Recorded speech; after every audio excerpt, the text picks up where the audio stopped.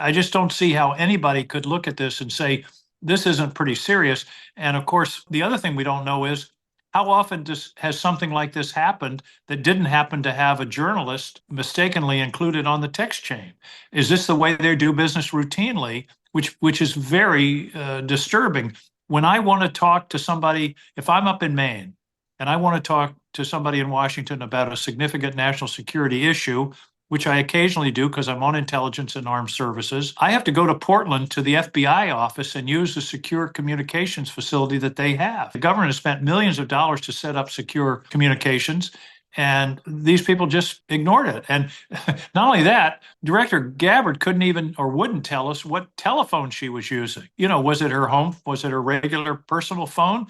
And you can't make this stuff up. One of the people on the chat was in Moscow on the chat, and phones are vulnerable. They tell us, we when I go into an intelligence committee meeting, which I did a few hours ago, I've got to put my phone in a box out in the anteroom. I'm not allowed to take it in at all. Not only that, I have to turn Bluetooth off on the phone lest it connect with somebody else in the room. So this is a pretty serious breach, and in it of itself, it appears no harm was done.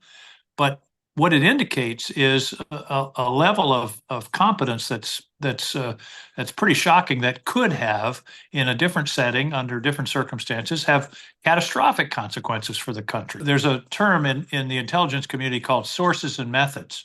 And what you want to avoid under all circumstances is revealing anything that will allow the adversary to reverse engineer from what you tell them how they got that information.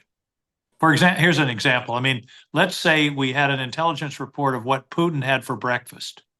Okay, big deal. What did Putin have for breakfast? What it would tell the Russians is that we have somebody in the Kremlin who knows what Putin has for breakfast, and they would then go on a hunt for that person. So that's why we've got to be so careful with these things, because it could really compromise national security. Not to mention, in this case, you have the Vice President of the United States and the Secretary of Defense bad-mouthing the Europeans. That doesn't help with diplomacy and our allies. And so, having these kinds of things come out is just it's just not good for the country. And in this case, it appears, at least in terms of the strike in Yemen, no harm was done. But it indicates a level of incompetence that makes it really scary about, what could happen next, or what happened prior to this that we don't know about.